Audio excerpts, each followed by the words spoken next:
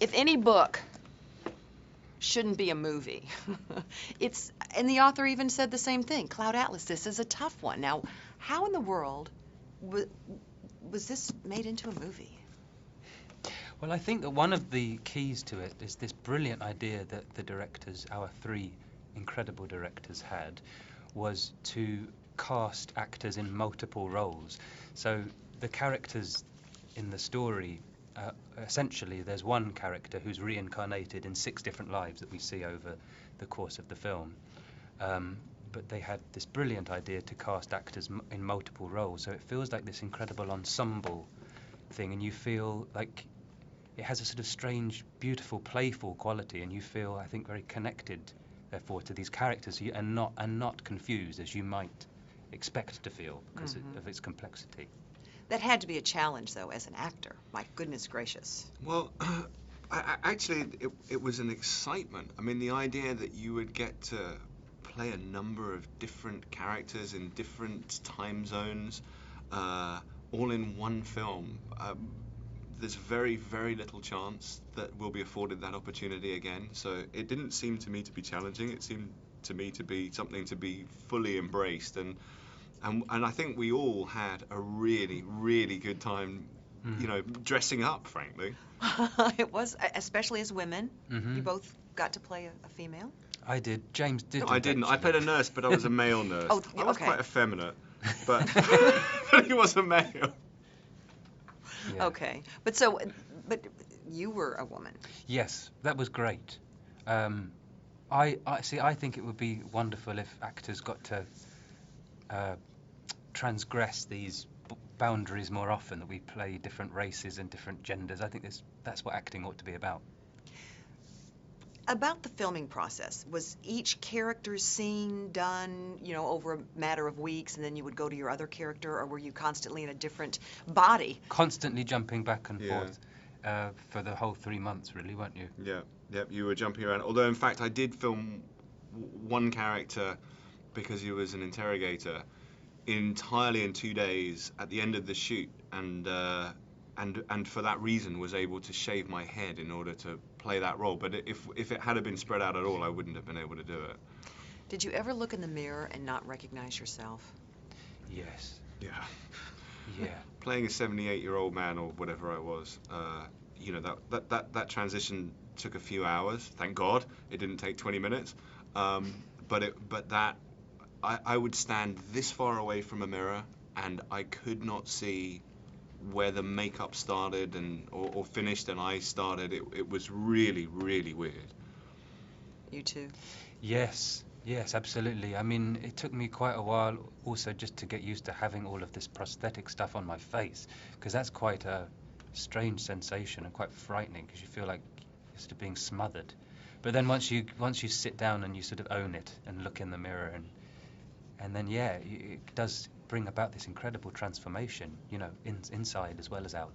And luckily, at the end of the movie, no one should get up, because we're able to see all the different characters that each actor plays, and you hear the audience just, oh, I didn't know. It's I even had that reaction the first time I saw the film. There was one character that Hallie played that I hadn't realised was her at all. That old guy. And I sat there and went, oh my God, no. So what is Cloud Atlas about? I mean, and I think it's nice because there aren't any spoilers in this movie, because we can talk about it and it's still an experience that you can't describe until you see it. Yeah, I think that's exactly right. How do you describe this movie? Yeah, that's a really difficult question, because as you say, it is difficult to distill it into a sentence. You know, it's I suppose about connection. You know, the way that we are all connected, the way that our lives influence, you know, if you happen to believe in regeneration, future and past lives, and indeed each other in the life that we're living right now. But for me, the main thing that it was about is very, very difficult to put into words. It was an entirely visceral reaction that I had from watching the film, and I guess each person will have their own visceral reaction to it.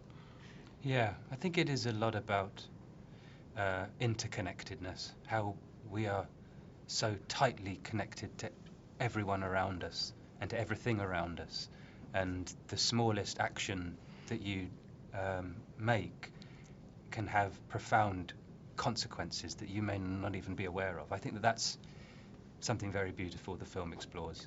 That's what I like. Just getting out of bed is going to create something possibly on the other A side of the ripple world. effect, Right. yeah, that you can't have imagined, yeah.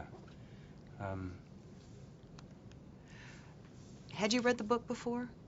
Or have you read it since? I've read it, but I hadn't read it before I read the screenplay. I had by chance read the book before, and as everybody, including David Mitchell, the author of that book, had said, I read it and thought, there's no way they can make a film out of that. And then, you know, Tom and Andy and Lana did amazingly. You had 3 directors, though, you were working with. Was that a bit of a challenge? Because 3 different people, 3 different things that they want you to do, perhaps.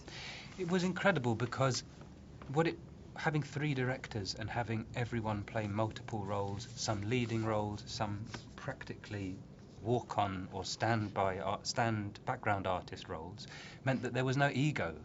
There was no one was the leader of this film, and no actor was the sort of lead actor. Everyone was sharing equally, which is something again that the film in its content is exploring. So it sort of marries up beautifully. So everyone seemed to get along then. Yeah. We seem to get along. On the surface, we seem to get along.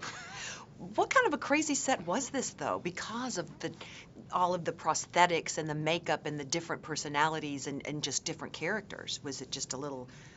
It was a very, very, very happy set as a result, because, you know, all of us were given the opportunity to really reach outside of whatever our particular comfort zone is or what we would expect to ordinarily be cast as.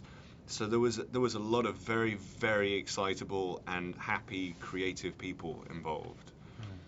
And of course now you're back to one-dimensional characters. Hitchcock, you only get to play one person. I right? just the one character. Okay, Yeah. can we get a little bit of story about that? Well, I mean, it was just fantastic to be a part of that project, and Hopkins is amazing as Hitchcock, and Helen Mirren is wonderful, and yeah, I love the script and feel really, really excited. I haven't even seen it yet, so I can't tell you too much about it, but I'm sure it's fabulous. And then Ben, we've got Bond coming up. Yeah. What about your role in that? So I play Q. I play the gadget guy, as he traditionally is. Yeah. I'm in ignorance because I haven't had the privilege of seeing it yet. That's happening next week, I think. Right, I'm going to New York to see it, so I may be seeing you up there. Well, and that's what's interesting is after doing Cloud Atlas, will there ever be as great a challenge as this movie? I think one would hope that that this isn't the peak of your life, but it is unquestionably a massive highlight. I mean, I it's can't a imagine really ever being anything quite like it again. This film seems very unique to me, and it was such an honour to be a part of it. So I think we both feel pretty grateful, Yeah. don't we? Incredibly so, yeah. And it demands repeated viewings, so Yeah, I believe many that times. seriously it does. No, you have to say it at least 10 times. Perfect.